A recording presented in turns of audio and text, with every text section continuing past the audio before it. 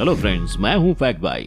मालूम है तेरे बाप को मत सिखा। और ये बुढ़ऊ महाराज असल में जुआन जोया बोर्चा थे, एक स्पेनिश कॉमेडियन जो इस फेमस क्लिप में अपने उस दिन की कहानी बता कर हंस रहे थे जब वो एक मामूली से रेस्टोरेंट में किचन हेल्पर हुआ करते थे। एक्चुअली उस वक्त इन भाई साहब ने प्लेट्स को ऑटोमेटिकली धोने के लिए उन्हें रात भर समंदर के किनारे छोड़ दिया था। सोचा लहरों से वो रात भर में धुल जाएंगी, बट गेस व्हाट, जब सुबह उठे तो पता चला सिर्फ एक छोड़कर बाकी सभी प्लेट्स बह चुकी हैं। म्यूजिक।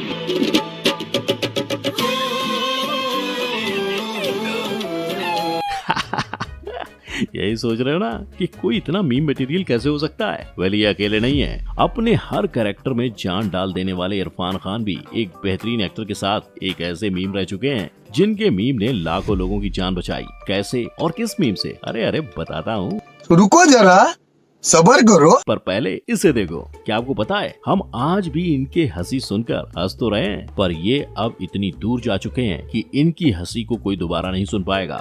आज तक डिजिटल ब्रेकिंग में बड़ी खबर, पाकिस्तानी सांसद और टीवी होस्ट आमिर लियाकत हुसैन की मौत हो गई है। पर ना तो ये बीमार थे और ना ही इन्होंने खुद अपनी जान ली, तो आखिर ये ऊपर वाले के घर पहुँचे कैसे? वेल, आइए देखते हैं इन पैदाइशी मीम मटेरियल्स की जन कुंडली जो मरने के बाद भी अपना काम भूले नहीं और इन्हें एक एक करके श्रद्धांजलि भी देते हैं, वो भी अपने फैक्ट बाय स्टाइल में। Number 1, Irfan Khan. Life of Pi से दुनिया भर में मशहूर हुए इरफान खान ने कॉमेडी ग्रुप AIB के साथ मिलकर फेमस ड्रेक अप्रूव्स मीम को 2017 में रिक्रिएट किया था।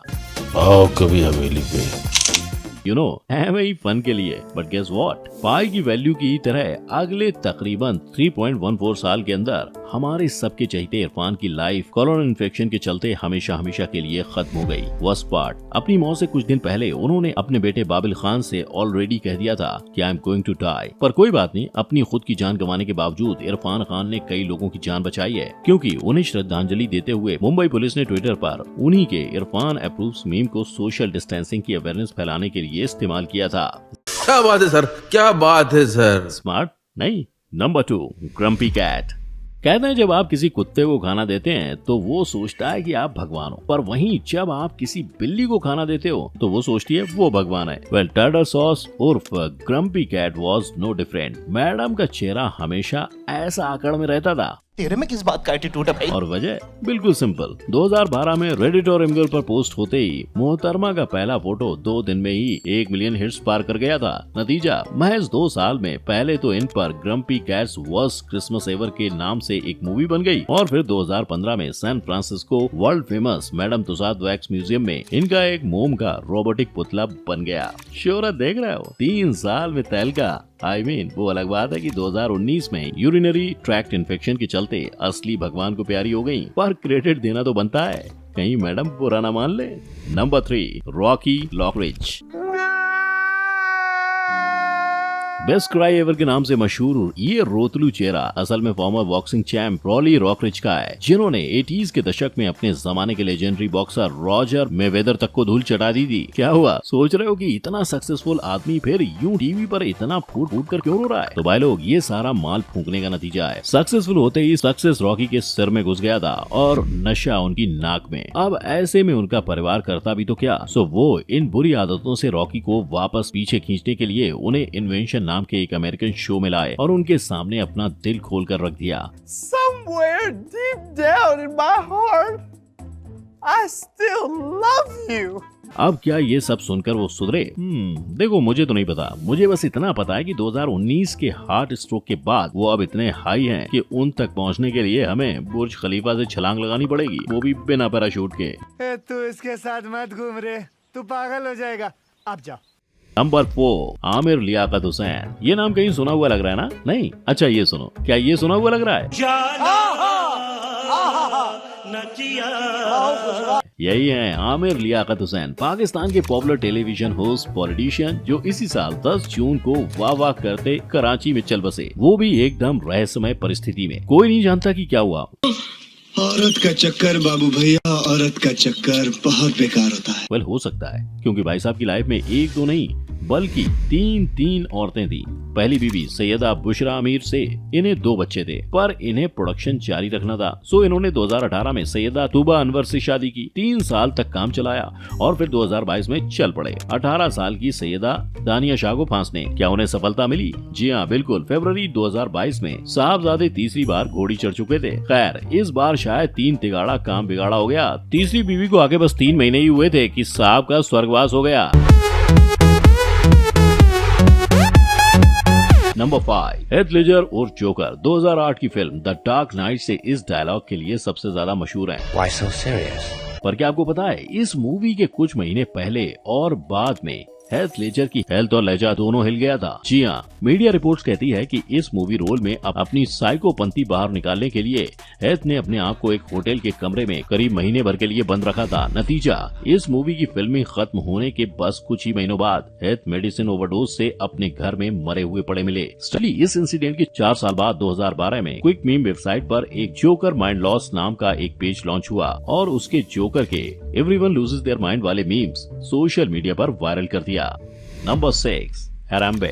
साल 2016 में ट्विटर पर ये मीम वायरल हुआ। Not sure why they killed me, I was doing a better job of watching that lady's kid than she was. पर इसका क्या मतलब था? वेल, थोड़ी छानबीन करने पर पता चला कि पीछे बैकग्राउंड में जो सिल्वरबैक गोरिल्ला दिख रहा है वो असल में यूएस के सिंसिनेटी जू में हमेशा की तरह बस बैठा हुआ था कि तभी एक 4 साल का अतरंगी चिरकुट उसके पिंजरे में आ गिरा। अब ऐसे में उस बच्चे के साथ आगे क्या हुआ ये आप खुद ही अंदाजा लगा सकते हो। बट एक सेकेंड, क्या सच्ची में लगा सकते हो? क्योंकि जिन जू ऑफिशियल के सामने वो पला बड़ा था उन्होंने तो बच्चे को बचाने के लिए तुरंत हैराम्बे को गोली मार दी। पर वहाँ मौजूद बाकी लोगों का कहना था कि हैराम्बे इनफैक्ट उस बच्चे को बचाने की कोशिश कर रहा था, उसे हार्म नहीं। वर्स्ट पार्ट, जिस दिन हैराम्बे को मारा गया उसके जस्ट पिछले ही दिन यानी 27 मई 2016 को हैराम्बे का 17th बर्थडे सेलिब्रेट किया गया था। पर हैराम्बे अकेला जानवर नहीं है जो आज सिर्फ मीम में जिंदा है।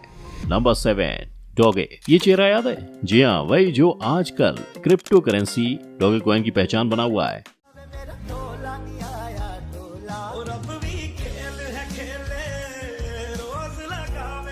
वेल, ये असल में एक 2005 बॉर्न शिबा इनू ब्रीड के डॉग कोबोसू का चेहरा है जो साल 2017 में डॉगे कॉइन की कीमत की तरह ऊपर जा चुका है और चाइना के official news channel Chinese central television ने खुद इसे अपने ट्विटर हैंडल पर कंफर्म किया है। नहीं, आंखों का समंदर करने की जरूरत नहीं है। पागल हो गया है, मर्द आदमी रोता है। वो उम्र ऑलरेडी जी चुकी थी। एक्चुअली 2010 में जब जापानीज किंडरगार्टन टीचर अत्सुको सेटो ने कोबोसू को अडॉप्ट किया था वो ऑलरेडी 5 साल की थी और ये वही समय था जब अत्सुको ने उसका वो फेमस पिक्चर अपने पर्सनल ब्लॉग पर अपलोड किया था। सो अगर आपको कोबोसू के लिए कुछ करना ही है तो नवंबर 2 को उसका बर्थडे हुआ करता था, आप उसका डीपी रख सकते हो। Number 8, Gene Wilder. ये चेहरा याद है? ये असल में अमेरिकन एक्टर जीन विल्डर का चेहरा है जिन्हें जितना मूवीज से फेम हासिल नहीं हुआ उससे कहीं ज्यादा तो अपने इस मीम फेस से मिला है। स्ट्रेंज पार्ट, जैसे कि इनकी 1971 में film Willy Wonka and the chocolate factory से धप्पा देते हुए ये मीम फेस 2011 में इंटरनेट पर वायरल हुआ। महज 5 साल के अंदर पहले तो व्यूज ऊपर गए और फिर उसके बाद जीन विल्डर खुद कहा जाता है कि वो अपने आखिरी समय में अल्जाइमर जैसी एक सीरियस जानलेवा याददाश्त की बीमारी से जूझ रहे थे जिसकी वजह से उनकी मौत हो गई। सैड, वो कभी लोगों को बता ही नहीं पाए कि उनके चेहरे को गलत इस्तेमाल कर रहे हैं। वो उस मूवी सीन में किसी की उड़ा नहीं रहे थे जिस तौर पे आज उस चेहरे को इस्तेमाल किया जाता है। वो तो उस सीन में बस छोटे छोटे बच्चों को अपना चॉकलेट वंडरलैंड दिखा रहे थे। लोग भी ना किसी भी चीज का कुछ भी मतलब निकाल लेते हैं।